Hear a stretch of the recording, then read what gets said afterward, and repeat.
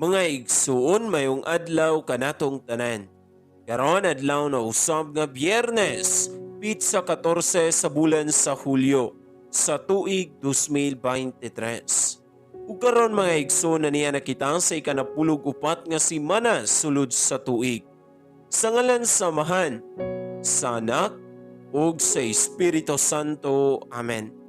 Ang Ebanghelyo kinutlo gikan sa basahon sumala ni San Mateo, Kapitulo 10, versikulo 16 ngadto sa 23. Si Jesus mingon sa mga tinunan, "Pamati kamo, ako nagpadala kaninyo nga sama sa mga karnero, ngadto sa panon sa mga lubo.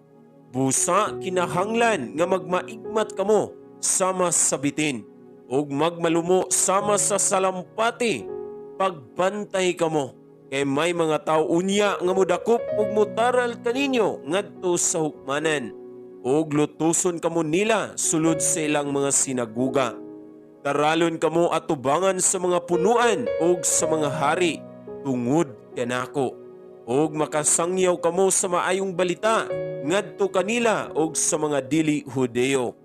Kung taralon na kamo sa hukmanan, ayaw kamo kabalaka unsa inyong isulti o unsaon ninyo pagsulti. Kay inigabot na sa panahon, hatagan kamo sa inyong isulti, kay ang mga pulong nga inyo unyang isulti, dili inyo, kundili iya sa Espiritu sa inyong Amahan, nga magsulti diha kaninyo. Itugyan sa mga tao ang ilang kaugalingon, mga igsuon aron patyon, ug mausab kini ang buhaton sa mga amahan ngadto sa ilang mga anak. Makigbatok usab ang mga anak sa ilang mga ginikanan ug ipapatay sila sa mga anak. Dumtan kamo sa tanan tungod kanako, apan maluwas ang magpadayon hangtod sa katapusan. Kung lutuson kamo nila sa usa ka lungsod, gagiw kamo ngadto sa laing lungsod, sultihan ko kamo nga sa dili pa ninyo mahuman ang inyong buluhaton sa tanang lungsod sa Israel, moabot na ang Anak sa tao." Mga igsuon, ang Ebanghelyo sa Ginoo. Daygon ikaw, O Kristo.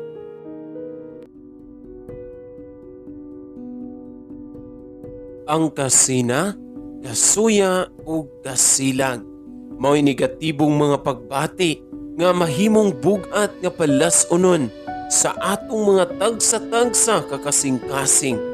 Ang kasina sa kahibalo, kasina sa kalipay o materyal ng mga kabtangan sa uban, makapasubo ug makapasuya kanato.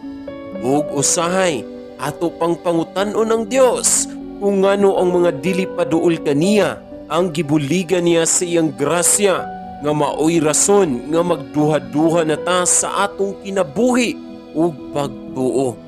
Apan mga igsuon ko ni Kristo, ihatag ang imong kaugalingon sa Dios ug paglakaw sa kamatuoran nga nagsunod ni Kristo, nga puno sa kalipay ug walay pagbingkil ug kasina sa atong kasing-kasing. Kay diha nimo makita ang tinud-anay nga kalipay. Amahan, pasaylua kami sa among pagkasuyaon sa uban. Gusto namo karon nga maglakaw sa kamatuoran ug mosunod kanimo nga walay kadina sa among mga kasing-kasing. Sa ngalan ni Jesus. Amen.